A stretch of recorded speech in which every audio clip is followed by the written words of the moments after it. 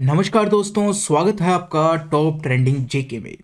Railway RRB NTPC math series में अभी तक हम 68 सेट कंप्लीट कर चुके हैं। आज जो सेट है वो 69 है और इसके अंदर हम 27 फरवरी का प्रथम शिफ्ट का और सेकंड शिफ्ट का पेपर डिस्कस करने वाले हैं। उनके मोस्ट इंपॉर्टेंट सवालों को हम डिस्कस करेंगे। इसके बाद में बात करते हैं, यदि आपको प्रीवियस इससे पहले जितने भी पेपर हुए हैं, यानी 27 फरवरी से पहले जितने भी पेपर हुए थे, उनको यदि आपको देखना है तो आप प्लेलिस्ट ऑप्शन में जाइए। RRB railway RRB NTPC 2021 all shift math solution के नाम से आपको प्लेलिस्ट मिल जाएगी। आप वहां से चेक कर सकते हैं। इसके बाद में बात करते हैं कि यदि आपको इसकी पीडीएफ चाहिए, जो इस पेपर में पूछे गए थे जितने भी सवाल, उनकी पीडीएफ चाहिए, तो आप योगेश मैथ टेलीग्राम चैनल पे जा सकते हैं। इसके बाद में आज का पेपर हम स्टार्ट करते हैं प्रथम शिफ्ट का। सबसे पहले तो पहला सवाल जो हमने लिया है, वीडियो कंटिन्यू करें उससे पहले मैं आपको बता दोस्तों, टेक्स्ट बुक की ओर से आपके लिए बेहतरीन ऑफर।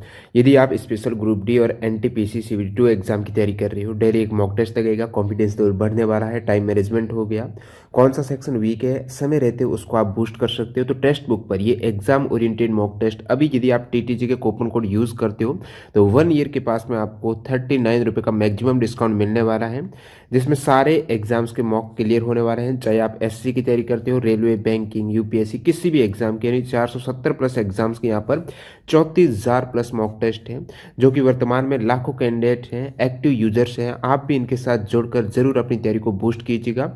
जो एग्जाम पैटर्न और डैशबोर्ड पर आधारित यहाँ पर मॉक टेस्ट होते हैं। ज़्यादा जानकारी के लिए लिंक डिस्क्रिप्शन बॉक्स में, ये आप टेक्स्ट बुक ऐप और वेबसाइट दोनों पर जाकर इस कूपन कोड की सहायता से मैक्सिमम डिस्काउंट लेते हुए इस मॉक टेस्ट सीरीज को ज्वाइन कर सकते हो। तो चले यहाँ पर कंटिन्यू कर लेते हैं। क्वेश्चन नंबर 11 है उसका नंबर। इसके बाद में क्या दिया गया था आपको, साइन 2a बराबर कोस 75 दिया गया है। तो a का न्यूनतम मान बताना है, यानी कि जो ये कोण a है, a का हमें मान बताना है कि कितना है। सबसे पहली बात तो ये। अब देखो, एक चीज होती है कि मैं साइन 30 बराबर क्या लिख सकता हूँ। मैं जानता हूं कि कोस 60 लिख दो चाहे, और या साइन 30 लिख दो, तो दोनों का मान बराबर होता है। कितना होता है? 1/2। तो यहां से मुझे एक चीज पता चलती है कि मैं साइन को कोस लिख सकता हूं। कब लिख सकता हूं? जब मैं एंगल को 90 में से घटाकर लिख दूं, यानी कि इस 30 और इस 60 का योग कितने के बराबर होता है? 90 के बराबर। इसी प्रकार से हम बात करते हैं, यदि मुझे लिखना है साइन 25 लिखना है, तो मैं इसको कोस में कैसे चेंज कर सकता हूँ? कोस में मैं लिख सकता हूँ 90 में से 25 को आप घटा दो, घटाओगे तो कितना आएगा? 65 आ जाएगा। तो मैं साइन 25 को क्या लिख सकता हूँ? कोस 65 लिख सकता हूँ। इसी प्रकार से यदि साइन 5 है तो इसको हम क्या लिख सकते हैं? कोस के अंदर तो मैं 85 लिख सकता हूँ। यानी कि जो दोनों एंगल है उनका योग 90 के बराबर होना चाहिए, तो हम साइन को कोस में चेंज कर सकते हैं इस प्रकार से। तो हमें दिया गया है कि साइन 15 को हम क्या लिख सकते हैं? तो मैं कहूंगा कोस 75 लिख सकते हैं। इस प्रकार से हम लिख सकते हैं। अब अपने सवाल के ऊपर आते हैं। हमें क्या दे रखा है? साइन 2a बराबर कोस 75 दे रखा है। अब देखो, कोस 75 को मैं क्या लिख सकता हूं? आप 90 में से घटाओ और साइन के रूप में लिख सकते हो। साइन 15 लिख सकता हूं मैं इसको। इधर तो साइन 2a ही है। साइन 2a बराबर अब मेरा कितना हो गया है? साइन 15 हो चुका है। तो यदि यहाँ से साइन साइन हो चुका है दोनों बराबर, तो मैं कह सकता हूँ कि मेरा एंगल भी बराबर होना चाहिए, यानी कि 2a बराबर 15 होना चाहिए। तो a का मान यहाँ से कितना आ जाएगा? 15/2 आ जाएगा, और सरल करोगे तो 7.5 आ जाएगा। कहाँ पर देखने को मिल रहा है? ऑप्शन नंबर 2 हो जाएगा। आगे बढ़ते हैं, सवाल नंबर 22 की बात करते हैं। 200 रुपए की राशि को 10% वार्षिक चक्रवृद्धि ब्याज की दर पर 2 वर्ष के लिए निवेश किया गया, और इसी प्रकार से यदि ब्याज की दर 20% होती तो समान अवधि में निवेशक को कितना अतिरिक्त ब्याज मिलता? क्या कहा गया है कि देखो, पहले वो 10% चक्रवृद्धि ब्याज पर निवेश करता है 2 साल के लिए, यदि 10 की बजाय वो 20 पर निवेश करता है तो कितना अतिरिक्त ब्याज मिलेगा, ये पूछा गया है। अब देखो, दर है 1 साल की 10% है, तो कंपाउंड करते हैं तो 2 साल की कितनी हो जाएगी? आप जानते हो 21% हो जाएगी। कैसे किया? X plus y, x into y बटे 100 किया। एक्स का मान भी आप 10 रखोगे और वाई का मान भी 10 रखोगे। इसी प्रकार यहाँ से रखोगे तो 1 आ जाएगा, और ये 21% आ जाएगा। तो देखो, 10% का 2 साल का कंपाउंड दर कितनी हो चुकी है? 21% हो चुकी है। 20% की यदि बात करते हैं तो 2 साल का कितना हो जाएगा कंपाउंड दर? 44% हो जाएगा। अब आपको क्या करना है, आप 21% निकाल दो 200 का, एक तो इसी प्रकार से 200 का आप 44% निकाल दो और दोनों को घटाओ, वही हमारा मान हो जाएगा। देखो 21% की बात करते हैं तो आप निकालोगे तो कितना आ जाएगा, ये आपका यहाँ से परसेंटेज का साइन हटाओगे तो नीचे 100 आएगा, 2 जीरो कट जाएगी तो ये 42 आ जाएगा। इसी प्रकार से 44 है, 44 को 2 से करोगे तो 88 आ जाएगा। अब पूछा गया है यहाँ पर 42 ब्याज आ रहा है जब दर 10% थी, जब दर 20% थी तो 88 आ रहा है। तो दोनों का अंतर कितना अतिरिक्त मिला वो मिल जाएगा, यहाँ से घटाते हो तो 4 6 46 आ जाएगा। ऑप्शन नंबर आपका कितना हो चुका है, 4 हो चुका है। तो इस प्रकार से आगे सवाल 23। सवाल 23 में क्या दिया गया है, एक निश्चित धनराशि पर 5% वार्षिक चक्रवृद्धि ब्याज की दर से 3 वर्ष का चक्रवृद्धि ब्याज आपको दे रखा है, ठीक है। अब तो समान धनराशि पर समान दर पर समान अवधि पर साधारण ब्याज बताना है। तो देखो हमें चक्रवृद्धि ब्याज दे रखा है, साधारण ब्याज पूछा गया है, तो हम क्या करेंगे, सबसे पहले देखो आप क्या कीजिए, सबसे पहले हमें राशि निकालनी पड़ेगी, जो राशि है जिसके ऊपर ये ब्याज आया है। तो देखो साधारण ब्याज, पहले चक्रवृद्धि ब्याज की बात करते हैं। 5% को मैं क्या लिख सकता हूँ, 1/20 लिख सकता हूँ भिन्न के रूप में। तो मैं कहूँगा यदि मेरा राशि 20 रुपये है, एक बढ़कर कितनी हो गई, 21 हो गई है, कब, 1 साल के लिए। यदि हम यहाँ पर 3 साल की बात करी है तो 3 साल के लिए क्या करेंगे, इसकी क्यूब कर देंगे और इसकी क्यूब कर देंगे। इस प्रकार से क्यूब करते हो तो कितना आता है, ये आपका 8,000 आता है, इसका 9261 होता है क्यूब, ठीक है। तो मूलधन 8,000 से कितना हो गया, 9261 हो गया। दोनों के अंतर की बात करते हैं, वो चक्रवृद्धि ब्याज होगा, क्योंकि ये मिश्र धन है, ये मूलधन है, दोनों के बीच का अंतर हमारा क्या हो जाएगा, चक्रवृद्धि ब्याज हो जाएगा। ये आपका 1261 आ रहा है, 1261 आ रहा है। अब देखो हमें चक्रवृद्धि ब्याज दे रखा है इतना, यानी कि 1261 की वैल्यू कितनी हो जाएगी, तो हम कहेंगे 3783 है। तो यहाँ से यदि आप इसका भाग देते हो तो एक की वैल्यू कितनी आ जाएगी, 3। आपके पास एक की वैल्यू 3 आ चुकी है। अब हमें निकालनी थी राशि, राशि कितनी थी, 8,000। तो 8,000 की वैल्यू कितनी हो जाएगी, 3 से मल्टीप्लाई करने पर ये आपका 24,000 आ जाएगा। तो राशि हमारी हो चुकी है 24,000। अब आपको कुछ नहीं करना, तो अब आपके पास जो सवाल बचा है, नया सवाल क्या बन चुका है कि 24,000 मेरी राशि है, वही 5% दर थी, 3 साल के लिए मुझे निकालना है साधारण ब्याज कितना आएगा। तो देखो 1 साल की दर 5% है, तो 3 साल का टोटल ब्याज कितना हो जाएगा, 15% हो जाएगा। तो बस अब आपको क्या करना है, 15% हो जाएगा, क्योंकि 5 × 3 कर दोगे 15 हो जाएगा, तो ये 15% हो चुका है। अब आपको बस कुछ नहीं करना है, 24,000 का 15% निकाल देना है सिंपल, और वही आपका 3 साल का साधारण ब्याज आ जाएगा। तो मैं 15 से मल्टीप्लाई करता हूँ तो जीरो तो सबसे पहले आएगा, 15 चौका 60, 6 ही हासिल, 15 दूनी 30 और 6 36 हो जाएगा। इतना आ चुका है। ऑप्शन नंबर कौन सा हो जाएगा, ऑप्शन नंबर 4 हो जाएगा। आगे सवाल नंबर 34। यदि ए और बी दोनों के चिन्ह समान है, यानी प्लस है तो प्लस, माइनस है तो माइनस, ठीक है। इस प्रकार से आपको ये दे रखा है और ए और बी का मान पूछा है, तो क्या करना पड़ेगा, सबसे पहले आप लिख लो, इस प्रकार से आपको दे रखा है। उसके बाद में A² प्लस 4B² बराबर, ये आपको कितना दे रखा है, 2:1 दे रखा है, इतना दे रखा है।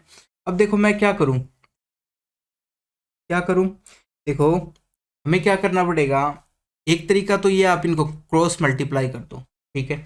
तो जब हम इसको क्रॉस मल्टीप्लाई करते हैं तो ऊपर कितना आ जाएगा, 3A² आ जाएगा, और यहाँ से 8B² आ जाएगा इस प्रकार से, और ये दो इससे मल्टीप्लाई होगा तो ये आ जाएगा आपके पास 2A² प्लस 8B², इस प्रकार से आ जाएगा। अब ए वालों को एक साइड कर लो और बी वालों को एक साइड कर लो। तो देखो इस दो को मैं इधर लेके आता हूँ, तो 3A में से ये 2A² घटाओगे तो A² बच जाएगा, और इस 8 को मैं इधर लेके जाऊंगा तो जुड़ के कितना हो जाएगा, ये आपका 16B² हो जाएगा। तो A² B² को इधर नीचे ले आता हूं, तो A²/B² मेरे पास कितना आ चुका है, 16 आ चुका है, 16 आ चुका है।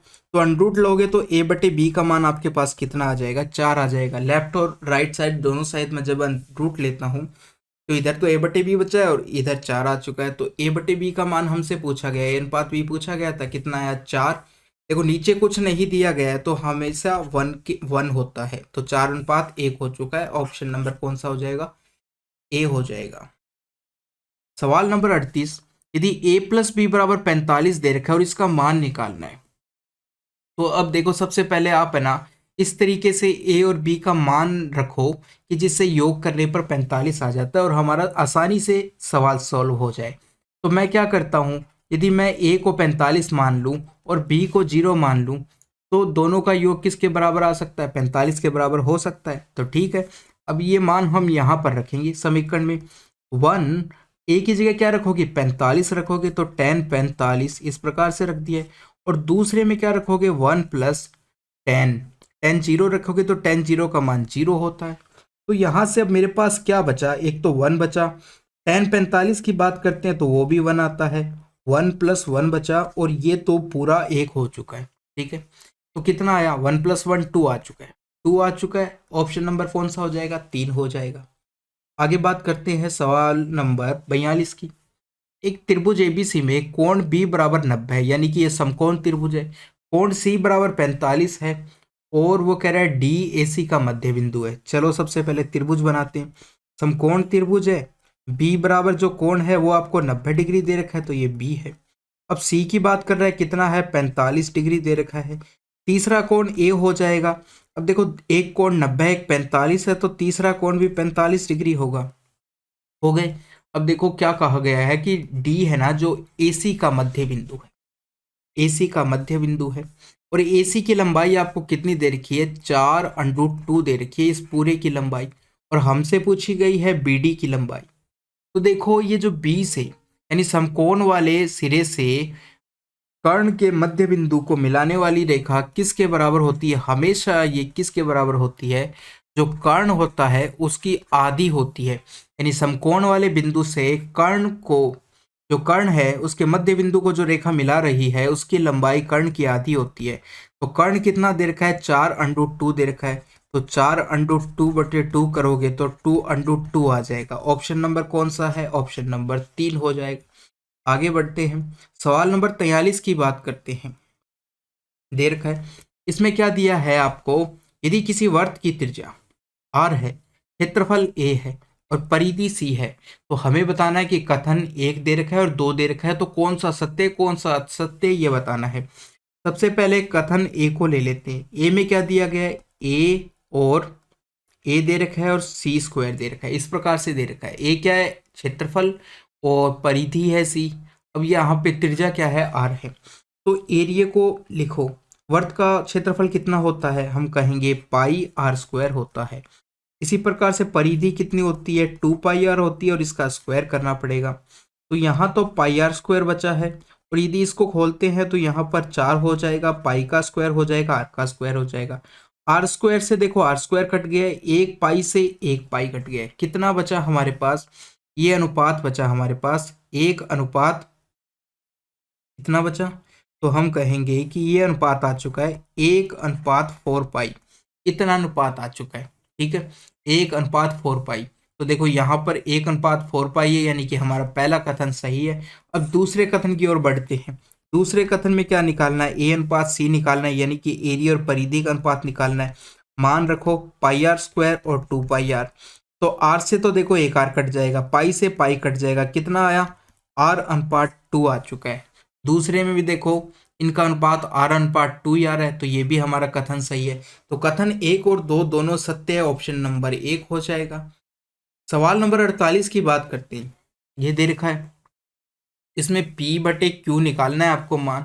तो देखो कैसे करेंगे, अब दोनों साइड या तो स्क्वायर कर दो, स्क्वायर करोगे, देखो स्क्वायर करने से पहले मैं क्या कर रहा हूँ, सबसे पहले इसको तोड़ के लिख रहा हूँ, किस प्रकार से, अंडरूट के रूप में इसको तोड़ के लिख रहा हूँ। तो देखो लेफ्ट साइड की यदि बात करते हैं, इधर तो बचा है वही का वही अभी 0.03 इंटू 0.3 और √p, इस प्रकार से दे रखा है। इसको मैं क्या लिख सकता हूँ, 2 बार अंडरूट में लिख सकता हूँ, इस प्रकार से 0 इंटू 0.03, एक बार फिर से 0 पॉइंट इंटू 0.03, और लास्ट में किस से और मल्टीप्लाई था, q से और मल्टीप्लाई था, इस प्रकार से। अब देखो 1 से ना इतना ये कट गया, कट गया। यहाँ पर लेफ्ट साइड में क्या बचा, √p बचा। राइट साइड की बात करते हैं तो क्या बचा मेरे पास, √ इतना बचा। ठीक है, और साथ में क्या बचा है, q बचा है। क्यू को मैं इधर ले आता हूँ तो ये नीचे आ जाएगा, इधर मल्टीप्लाई में था, इधर भाग में चला गया। अब आप दोनों साइड लेफ्ट और राइट साइड यदि स्क्वायर करते हो तो इधर तो p बटे क्यू आ जाएगा, और इधर यदि स्क्वायर करते हो तो ये अंडूट हट जाएगा और कितना हो जाएगा, इतना हो जाएगा। तो p बटे क्यू का मान इतना आ चुका है। इसको सरल कर लेते हैं, 3 को 3 से मल्टीप्लाई करते हो तो 9 आता है। दशमलव कितने स्थानों के बाद, यहाँ पर 2 हो गया और यहाँ पर एक 3, तो टोटल 3 स्थान के बाद लगा दो। 9 और 2 जीरो लगाया, ये 3 स्थानों के बाद लगा दी, 0.009 हो जाएगा। कहाँ पर, ऑप्शन नंबर मेरा कितना हो जाएगा, 4 हो जाएगा। इस प्रकार से सवाल नंबर 51, ए प्लस बी प्लस सी बराबर 3 दे रखा है आपको, ए स्क्वायर प्लस बी स्क्वायर ये आपको 6 दे रखा है, और ये दे रखा है आपको इस प्रकार से एबीसी का मान पूछा गया है। अब आपको देखो इस सवाल में क्या करना पड़ेगा, जो ये दे रखा है आपको, सबसे पहले इसको देखो आप। अब मैं क्या करता हूँ, सबसे पहले इसको ले लेता हूँ, 1/a plus 1/b plus 1/c, इस प्रकार से बराबर किसके दे रखा है, 1 के बराबर दे रखा है। अब मैं क्या करता हूँ, इसको ऊपर और नीचे प्रत्येक टर्म को ए बी सी से भाग देता हूँ। तो देखो ए बी सी से भाग दूंगा तो ऊपर मल्टीप्लाई भी करना पड़ेगा, भाग दे दिया। अब देखो ऊपर ए बी सी प्रत्येक के लिए ऊपर लिख दिया, इस प्रकार से ए बी सी बटे b plus a b c बटे सी, इस प्रकार से ऊपर नीचे दोनों तरफ, यानी कि मैंने ऊपर तीनों संख्याओं को एबीसी से मल्टीप्लाई किया। इसी प्रकार यदि ऊपर किया है तो मेरे को भाग भी देना पड़ेगा, तभी इक्वल होगा। तो ये 1 हो चुका है, इतना हो चुका है। अब देखो यहाँ से ए कट जाएगा, बी से बी कट जाएगा, सी से सी कट जाएगा, तो बटे में तो ए बी सी है, और यहाँ पर आपके पास क्या बचा, सी, तो यहाँ पर b C plus a c plus a b, ये बराबर 1 के बच चुका है, आपके 1 के बच चुका है। तो अब देखो यहाँ से हमारे पास यदि हम देखते हैं तो क्या आता है कि जो ए बी सी को मैं उधर लेके चला जाता हूँ कि b C plus a b बराबर कितना आ चुका है, ए बी सी आ चुका है। पहली चीज़ तो ये आ चुका है। अब देखो हमें मान निकालना था किसका, हमें मान निकालना था ए बी सी का मान निकालना था। अब ए बी सी का चेंज होके इसका मान आ चुका है, यानी ए बी सी इसके बराबर है। तो अब हम इसका मान निकालने की कोशिश करेंगे, b C plus a b, क्योंकि ये ए बी सी के बराबर है तो हमें इसका मान निकालना है। अब देखो जब मैं इन चीज़ों को देखता हूँ, पहली इक्वेशन को देखता हूँ और दूसरी इक्वेशन को देखता हूँ, तो मुझे देखो क्या पता चलता है कि इस प्रकार से ए बी सी का जब स्क्वायर करते हैं तो हमारे पास इसी प्रकार से A square plus B square plus C square आता है, और साथ में 2ab plus B C plus C A ये आता है, इतना आता है। अब देखो ए बी बी सी और सी ए ये जो दे रखा है इसका तो मान पूछा गया है हमसे, और इन दोनों की वैल्यू दे रखी है आपको। तो देखो देखते हैं, ए बी सी की वैल्यू 3 है और A square square plus B square plus C square की वैल्यू 6 दे रखी है, यानी कि इसकी वैल्यू 3 का स्क्वायर 9 हो जाएगा, और इसकी वैल्यू आपको 6 दे रखी है, और ये 2 जिसकी वैल्यू हमको निकालनी है इस पूरे की, इसको मैं एबीसी भी लिख देता हूँ क्योंकि ये एबीसी के बराबर है, इसलिए मैं इसको एबीसी लिख देता हूँ। ठीक है, इस प्रकार से लिख दिया। अब इस 6 को उधर ले जाओ आप तो कितना आएगा, 3 आ जाएगा, बराबर 2 एबीसी आ चुका है। तो यहाँ से एबीसी का मान आपके पास कितना आ जाएगा, 3/2 आ जाएगा। यहाँ से आपके पास एबीसी का मान कितना आ चुका है, 3/2। कौन सा ऑप्शन हो जाएगा, ऑप्शन नंबर 3 हो जाएगा।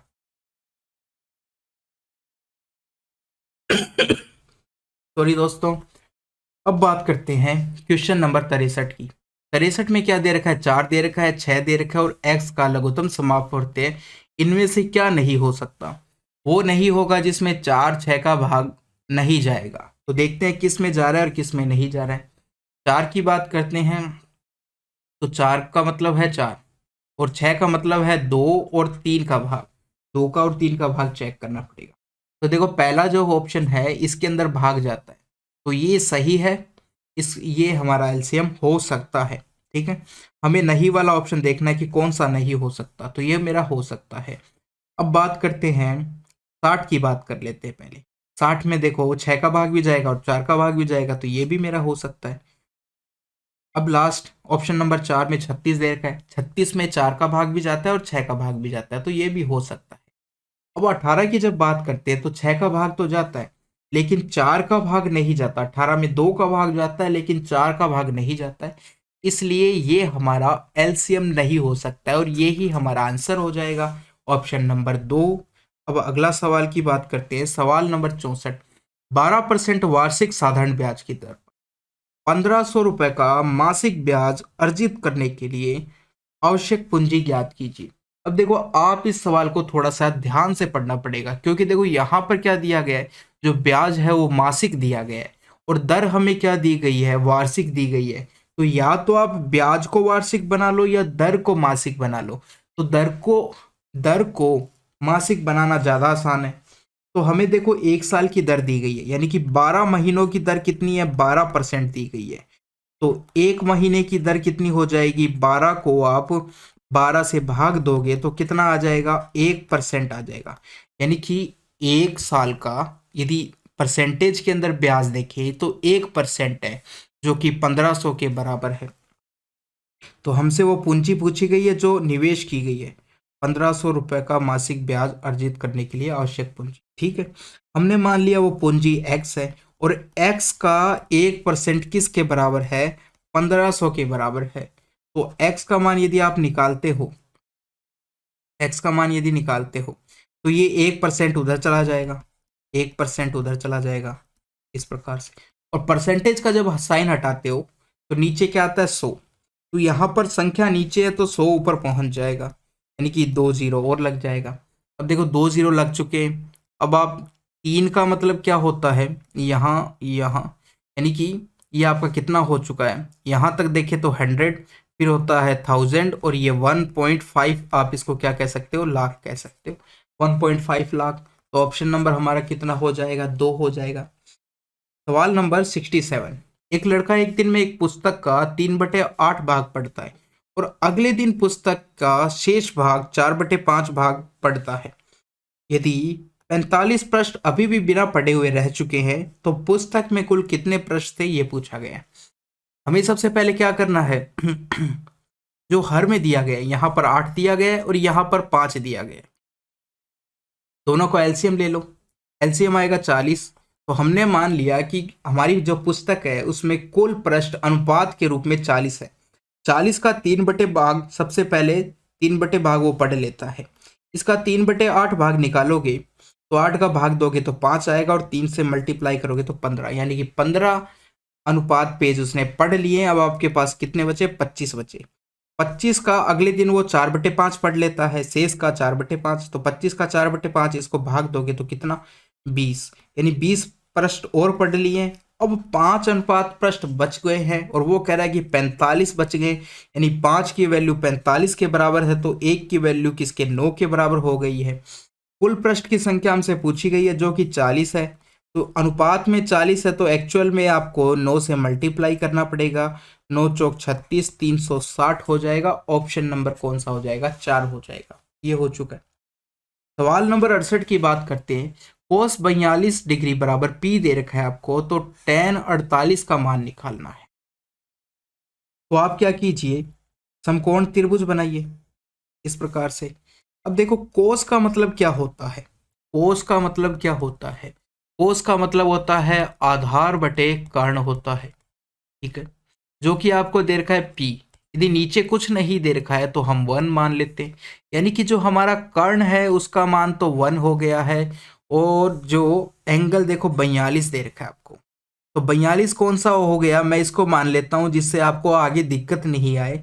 ये मैंने 42 मान लिया है, तो कर्ण तो 1 हो गया है। आधार कौन सा होगा, जो एंगल के साथ बनता है, जो एंगल के साथ भुजा है, एंगल और समकोण के साथ, वही हमारा कर्ण, वही हमारा आधार होता है। तो ये आधार हो चुका है जिसको हमने पी लिख दिया है। ठीक है, अब हमें निकालना है tan 48 का मान। तो ये तो था 42, ये 90 कोण, तो ये कोण कितना हो जाएगा, 48 हो जाएगा, हो जाएगा। अब हमें क्या पूछा गया है, tan 48 का मान पूछा गया। अब की बार हमारा थीटा कौन सा है, 48 है। तो सबसे पहले आप क्या करो, ये आधार निकाल लो। अब जो नया आधार 48 के अनुसार जो ये आधार है 42 के अनुसार तो ये लंब होगा, 48 के अनुसार ये आधार होगा, यानी कि इस भुजा का मान हम निकाल लेते हैं। कितना होगा, कर्ण का स्क्वायर माइनस पी स्क्वायर और अंडरूट कर दो पूरे का, ये हो जाएगा, यानी कि 1 माइनस पी स्क्वायर हो जाएगा। अब 48 के अनुसार यदि हम बात करें, tan 48 का मान निकालना है, तो 48 के अनुसार यदि हम बात करें तो लंब बटे आधार कौन कौन से होंगे, तो 48 के सामने वाली भुजा लंब होगी जो कि P है, और उसके साथ वाली भुजा है जो आधार होगी जो कि अंडरूट 1 माइनस पी स्क्वायर है। तो ये आपका मान कितना आ चुका है, P बटे अंडरूट 1 माइनस पी स्क्वायर, ये आ चुका है। तो ये ऑप्शन नंबर देखो 2 के अंदर, तो इस प्रकार से करना था आपको। सवाल नंबर 73 की बात करते हैं। 2 अंकों वाली ऐसी सभी संख्याओं के वर्गों का योग ज्ञात कीजिए जो 4 से पूर्णतः विभाजित है। 4 से क्या है, पूर्णतः विभाजित है। तो देखो 2 अंकों की यदि बात करते हैं ना, सबसे छोटी संख्या कौन सी है जो 4 से विभाजित है, तो हम कहेंगे कि देखो 12 आता है। सबसे छोटी 2 अंकों की संख्या 10 है जो कि 4 से भाग नहीं जाता। फिर 11 आती है, उसमें भी नहीं जाता।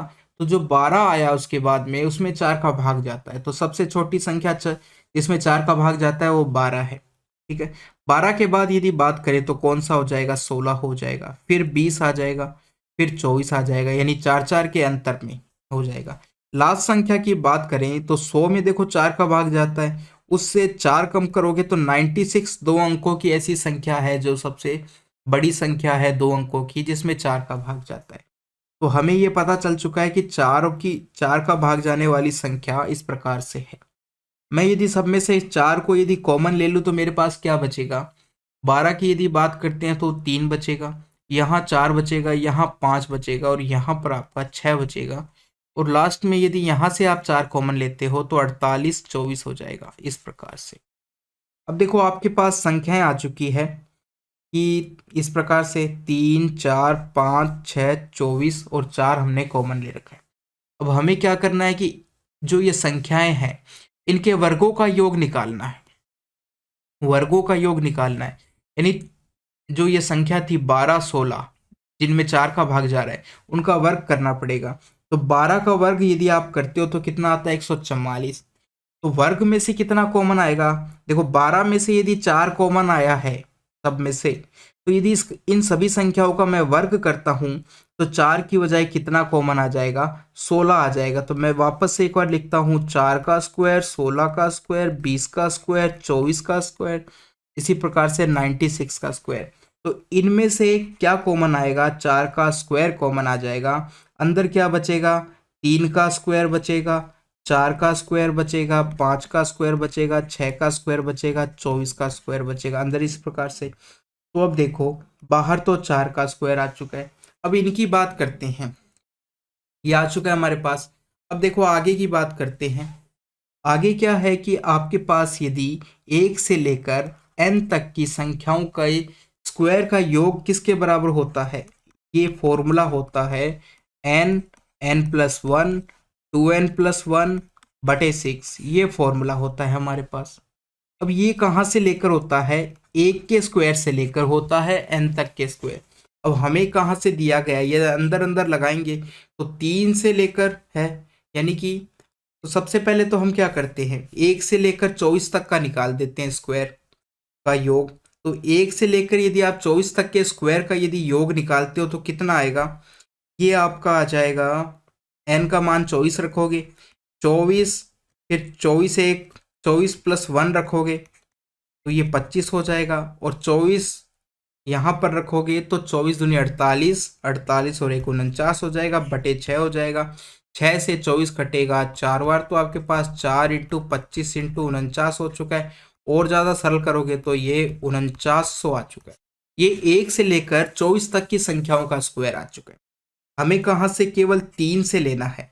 3 से लेना है तो आपको कितना घटाना पड़ेगा, 1 का स्क्वायर घटाना पड़ेगा और 2 का स्क्वायर घटाना पड़ेगा, उसके बाद में 3 का स्क्वायर है, 3 से तो आगे हमारा है ही है, तो इतना घटाना पड़ेगा आपको। इतना कितना आता है, 1 का स्क्वायर 1, 2 का स्क्वायर 4 होता है, यानी कि टोटल 5 घटाना पड़ेगा इसमें से। तो आप यदि 5 घटाते हो इसमें से, तो कहाँ पे करें, ऊपर कर देते हैं। देखो 4900 था, ठीक है, 5 घटाया इसमें से, 5 यदि आप इसमें से घटाते हो तो 48, ये आपका कितना हो जाएगा, 4895 हो जाएगा। ठीक। अब हमारे पास इतना आ चुका है। ये कहाँ तक का आया है, इस 3 के स्क्वायर से लेकर यहाँ तक का योग हमारे पास आ चुका है, कितना, 4800। और बाहर कितना था, 4 का स्क्वायर था, अंदर 4895 है। इसको आपको मल्टीप्लाई करना है। 4 का स्क्वायर कितना होता है, 16 होता है, 16 को इससे मल्टीप्लाई करना है, कहने का मतलब ये। तो 16 5 कितना हो जाएगा, 80 होता है, 0 8 आई हासिल, 16 निम्न 144 और 8 52 होता है, 2 15 आई हासिल, 16 8 है 128 होता है, और 15 यदि आप जोड़ते हो तो 13 और 1 4 143, 3 आया, 14 आई हासिल, 16 चौकू कितना हो जाएगा, 64, 64 और 14 कितना हो जाता है, 78 हो जाएगा, ये हो जाएगा। तो 78 320 हमारा ऑप्शन आ जाएगा, आंसर आ जाएगा, ऑप्शन नंबर 4 हो जाएगा। इस प्रकार से करना पड़ेगा ये आपको। सवाल नंबर 82 की बात करते हैं। यदि सॉरी दोस्तों, सवाल नंबर 82 की बात करते हैं। यदि x cube plus y cube, x cube plus y cube बराबर 36 दे रखा है, एक्स प्लस वाई बराबर 6 दे रखा है, तो 1/x प्लस 1/y का मान किसके बराबर होगा, ये पूछा गया है आपसे, पूछा गया है। तो देखो, व्युत्क्रम का योग किसके बराबर होता है, व्युत्क्रम का योग यदि आप इसका एलसीएम लेते हो तो ऊपर x प्लस वाई आ जाएगा और नीचे x इंटू वाई आ जाएगा। तो अब हमें दो चीजें निकालनी है, पता होना चाहिए, x प्लस वाई पता होना चाहिए जो कि दे रखा है 6 के बराबर है, और दूसरा x इंटू वाई हमें निकालना पड़ेगा। तो x इंटू वाई निकालने के लिए क्या करना पड़ेगा, हमें सबसे पहले क्या करना पड़ेगा, देखो x इंटू वाई का जब क्यूब करते हैं तो क्या आता है, एक तो x क्यूब आता है, एक y क्यूब आता है, plus 3xy x plus Y, ये हमारा फॉर्मूला होता है। अब देखो हमारे पास x cube plus y cube बराबर कितना दे रखा है, 36 दे रखा है इसका मान, और एक्स प्लस वाई बराबर कितना दे रखा है, 6 दे रखा है, तो ये क्यूब करोगे तो 216 हो जाएगा, प्लस 3xy, और x प्लस वाई यहाँ पर भी रख दो, 6 रख दिया है। अब 216 में से यदि मैं 36 घटाता हूँ तो ये 180 आ जाएगा, बराबर 3xy इंटू 6 है। तो अब आप क्या करो, एक्स वाई का मान निकालना है आपको, तो एक्स वाई बराबर कितना हो जाएगा, 180/3 इंटू 6, ये 3 और 6 दोनों नीचे आ गए। अब इससे आप यदि काटते हो 3 6 18, ये 10 के बराबर आ जाएगा। तो हमारे पास x इंटू वाई का मान कितना आ चुका है, 10 आ चुका है। अब आपको इस फॉर्मूले में मान रखना है, तो x प्लस वाई बराबर 6 रख दिया, x इंटू वाई बराबर 10 रख दिया, सरल करोगे तो 3/5 आ जाएगा, ऑप्शन नंबर 2 हो चुका है। अच्छा सवाल था। आगे बात करते हैं सवाल नंबर 84 की। 84 में देखो x का मान आपको √3/2 दे रखा है और इसका मान पूछा गया है। अब देखो यदि मैं डायरेक्ट इसके अंदर ये मान रखता हूं तो ये सॉल्व नहीं होगा, आप यदि इसके अंदर मान रखोगे तो आगे सॉल्व नहीं कर सकते, तो हमें कोई ट्रिक यूज करना पड़ेगा। किस प्रकार से सॉल्व करना है, तो मैं सबसे पहले यदि इस पूरे का स्क्वायर कर देता हूं, स्क्वायर करता हूं, तो अब मेरे को क्या है कि जब भी हम सॉल्व करेंगे इसको, अंत में हमको वापस से अनरूट करना पड़ेगा, क्योंकि यहाँ पर स्क्वायर दिया हुआ नहीं था, मैंने किया है, तो किया है तो लास्ट में वापस से मेरे को क्या करना पड़ेगा, इसका अनरूट करना पड़ेगा। ठीक है, इसलिए मैंने स्क्वायर कर दिया। अब स्क्वायर किया है तो स्क्वायर यदि आप ओपन करते हो तो इसका स्क्वायर क्या हो जाएगा, अनरूट का स्क्वायर करोगे तो अनरूट हट जाएगा, यानी कि ये आएगा x प्लस 1 आ जाएगा। इसी प्रकार से इसका स्क्वायर करोगे तो क्या आ जाएगा, 1 माइनस एक्स आ जाएगा, यहाँ पर भी अनरूट हट जाएगा। साथ में आएगा 2 into under root 1 plus x, 1 under root 1 minus x, under root 1 minus x, ये आ जाएगा। अब यहाँ से 1x से x कट गया, ये बचा 2, और ये 2, और इन दोनों को जब मल्टीप्लाई, ये क्या बन चुका है, a plus b, a minus b बन चुका है अनरूट के अंदर। तो कितना आ जाएगा, अनरूट के अंदर 1 माइनस, यानी ए स्क्वायर माइनस बी स्क्वायर वाला फॉर्मूला लग जाएगा, 1 माइनस एक्स स्क्वायर हो जाएगा, ये इतना आ चुका है। अब आप x का मान रखिए, x का मान रखते हैं तो यहाँ पर कितना आएगा, मान रखोगे, स्क्वायर है तो ये आपका 3/4 हो जाएगा, 3/4, क्योंकि यहाँ पर स्क्वायर है, 1 माइनस 3/4। और सॉल्व कीजिए, यदि और सॉल्व करते हैं तो ये कितना आ जाएगा, 4, 1 माइनस 1/4, अंडर रूट के अंदर आ जाएगा 1/4 आ जाएगा, इतना आ जाएगा। इसको यदि और सॉल्व करें तो देखो बाहर तो 2 + 2 दे रखा है, और इसका यदि अंडर रूट करते हैं तो कितना आ जाएगा, 1/2 आ जाएगा, 2 से 2 कट जाएगा, 2 + 1 बचा हमारे पास, तो ये 3 के बराबर होता है। अब देखो आपके पास 3 आ चुका है। स्टार्टिंग में हमने क्या किया था, स्क्वायर किया था, तो अब हमें अंडर करना पड़ेगा। तो अंडर कीजिए 3 का अंडर कितना आ जाता है, 3 ही आता है, तो ऑप्शन नंबर मेरा कितना हो जाएगा, 4 हो जाएगा। इस प्रकार से आगे बात करते हैं सवाल नंबर 89। नीचे दिए गए पाई चार्ट में सीलिंग फैन के निर्माण में हुए व्यय का प्रतिशत वितरण दर्शाया गया है। पाई चार्ट का अध्ययन करें और नीचे दिए गए प्रश्न का उत्तर दें कि हमें एक फैन बनाना है और फैन के बनाने में और उसको बेचने तक में क्या क्या खर्चा आया वो दिया गया है। ठीक है, निर्माण में हुए व्यय को दिया गया है, यानी कि बनाने में जो खर्चा आया वो दिया गया है। ट्रांसपोर्टेशन का, डायरेक्ट जो मटेरियल कॉस्ट है, लेबर की कॉस्ट को, एडवर्टाइजमेंट में, मैन्युफैक्चरिंग में, इस प्रकार से। अब क्या कहा गया है, यदि 10,000 सीलिंग फैन का निर्माण किया जाता है तो उन पर आने वाली परिवहन लागत 36,000 है। तो प्रत्येक सीलिंग फैन का विक्रय मूल्य कितना रखा जाना चाहिए कि उसको लाभ 50% का हो। सबसे पहले तो हम क्या करेंगे, प्रत्येक फैन की लागत मूल्य देखेंगे और फिर उसके बाद में आगे सवाल बना कि लाभ निकालो, तो वो तो बाद का बात है। सबसे पहले एक फैन की लागत मूल्य निकालना पड़ेगा हमें। अब देखो 10,000 फैन की लागत मूल्य, आपको 10,000 फैन का परिवहन पर खर्चा कितना दे रखा है, 9% दे रखा है। कितना दे रखा है, ये देखो 9% दे रखा है परिवहन पर या ट्रांसपोर्टेशन पर। तो 9% की वैल्यू आपको कितनी दे रखी है, 36,000 दे रखी है। कितनी दे रखी है, 36,000 दे रखी है। तो 1% की वैल्यू कितनी हो जाएगी, ये भाग दोगे तो आप ये चार चार आ जाएगी, 4,000 आ जाएगी 1% की वैल्यू। तो 100% की बात करते हैं तो कितना हो जाएगा, 2 जीरो और लग जाएगी, 2 जीरो और लग जाएगी, पहले 2 और ये 2 जीरो और लग गई। तो यहाँ से ये आपका हो चुका है, 4 लाख हो चुका है। ठीक है, तो टोटल कितने फैन का था ये, 10,000 फैन का था। टोटल जो खर्चा लगा निर्माण में वो कितना लगा, 4 लाख रुपए लगा। कितने फैन का टोटल, 10,000 फैन का। तो प्रति फैन पूछा जाए, प्रति फैन कितना हो जाएगा, प्रति फैन कितना हो जाएगा, टोटल जो मूल्य है आपका, जो 4 लाख है, उसको 10,000 से भाग दे दो आप, तो एक फैन का मूल्य आ जाएगा, जितनी लागत लगी है वो आ जाएगी। तो 4 जीरो से 4 जीरो कट जाएगी, बचा कितना, कितना आया, एक फैन का लागत मूल्य कितना आ चुका है, 40 रुपये आ चुका है। ये है लागत मूल्य, लागत मूल्य आ चुका है। अब हमें निकालना है विक्रय मूल्य, और विक्रय मूल्य के लिए वो कह रहा है कि उसको कितना लाभ होना चाहिए, 50% का लाभ होना चाहिए। ठीक है, तो विक्रय मूल्य कितना हो जाएगा, इसका 50% यदि आप निकालते हो तो वो आता है 20। ठीक है, 20 आएगा। तो 40 + 20 करोगे तो ये आपका कितना हो जाएगा, 60 हो जाएगा, यानी कि ऑप्शन नंबर कितना हो जाएगा, 1 हो जाएगा। इस प्रकार से भी निकाल सकते हो कि देखो 40 क्रय मूल्य है, 50% आपने निकाला, इसका कितना आएगा, 50% 1/2 बराबर 20 आ जाएगा। तो हमें जो लाभ हुआ है वो 20 का हुआ है। और तो ये 20, तो 40 तो मेरे पास क्या था, क्रय मूल्य, प्लस 20 लाभ हुआ है, तो विक्रय मूल्य वो उसमें कितने में बेचा, उसने 60 रुपये में बेचा। इस प्रकार से आगे बढ़ते हैं।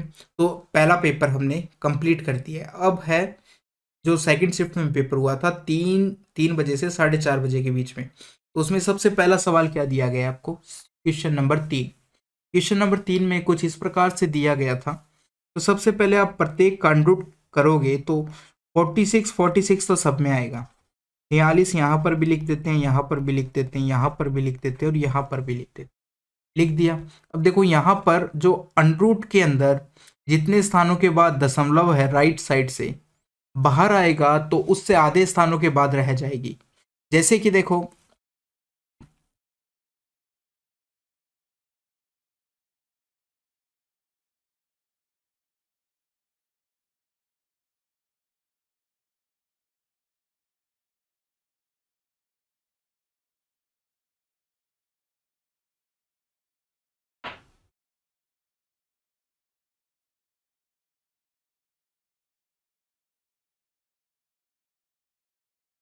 जैसे कि देखो पहले की बात करते हैं, पहले अंडर रूट की यदि बात करते हैं तो दशमलव 2 स्थानों के बाद है तो बाहर आएगी तो कितने स्थानों के बाद रह जाएगी? केवल एक स्थान के बाद रह जाएगी। आधे स्थानों के बाद रह जाती है तो एक स्थान के बाद रह गई। अब यहाँ पर यदि बात करते हैं तो 2 स्थानों के बाद दे रखी है आपको, यानी कि 4 के बाद है तो बाहर आएगी तो केवल 2 स्थानों के बाद रह जाएगी। यहाँ पर 6 स्थानों के बाद है तो 3 स्थानों के बाद रह जाएगी, और यहाँ पर 8 स्थानों के बाद है तो हम कहेंगे कि 4 स्थानों के बाद रह जाएगी। इस प्रकार से हो जाएगा। अब आपको क्या करना पड़ेगा, सब में से 46 कॉमन ले सकते हो, ले लिया 46 कॉमन, तो यहाँ पर क्या बचा आपके पास? 46 यदि कॉमन ले लिया तो यहाँ पर आपके पास क्या बचेगा? 0 1 बचेगा। दूसरी जगह कितने के बाद यदि 46 कॉमन ले लिया तो यहाँ पर केवल 1 बचेगा, और दशमलव 2 स्थानों के बाद 1 बचा और 2 स्थानों के बाद दशमलव लगा दो। इसी प्रकार में यहाँ पर 1 बचा और 3 स्थानों के बाद दशमलव है तो 3 स्थानों के बाद लगा दो, और यहाँ पर 4 स्थानों के बाद 4 स्थानों के बाद दशमलव लगा दो। इस प्रकार से ये हो चुका है और ये हो चुका है। अब देखो 46 तो हमारे पास कॉमन आ चुका है। अब इन बाकी सबको यदि आप जोड़ते हो तो कितना आएगा? जोड़ोगे तो देखो ये 1 के बाद है, ये 2 के बाद है, ये 3 के बाद है, यानी कि 0.1 के बाद, 2 के बाद, 3 के बाद, 4 के बाद, इतना आ जाएगा, इतना आ जाएगा। अब आप इसको 46 से वापस मल्टीप्लाई करना पड़ेगा। करोगे तो कितना आएगा? पहली बार 6 आ जाएगा, 4 आई हासिल, वापस से 46 और 4 कितना हो जाएगा? 50 हो जाएगा, 5 आई हासिल। अब 46 और 5 51 हो जाएगा, 5 आई हासिल। 46 और 5 करोगे तो वापस से आपका 51 आ जाएगा, तो इतना आ चुका है। और दशमलव 4 स्थान के बाद लगानी है, यानी कि 5 और 1 के बीच में, तो ये आपका आंसर हो जाएगा। कहाँ पर मिल रहा है? 5.1106, 5.1106 ऑप्शन नंबर 2 हो जाएगा। सवाल नंबर 8 की बात करते हैं। यदि x plus y plus z बराबर 0 दे रखा है और इसका मान हमको ज्ञात करना है, इसका मान ज्ञात करना है, तो देखो x plus y plus z बराबर जब 0 दे रखा तो मुझे एक चीज पता चली कि ये कब हम बार बार 0 यूज करते हैं। जब देखो x cube plus y cube plus z cube minus 3xyz बराबर x plus y plus z, इस प्रकार से दिया रहता है। फिर उसके बाद में x square plus y square plus z square, इस प्रकार से -2xy, आगे इस प्रकार से रहता है। तो जब यहाँ पर हम 0 रख देते हैं तो ये पूरा मान यहाँ तक 0 हो जाता है। केवल हमारे पास क्या बचता है? X cube plus y cube plus z cube minus 3xyz बराबर 0 बच जाता है। इतना बच जाता है क्योंकि 0 से किसी को भी मल्टीप्लाई करोगे तो वो पूरा 0 हो जाएगा, इस प्रकार से। तो यहाँ पर मेरे पास आया है x cube plus y cube plus z cube बराबर 3xyz।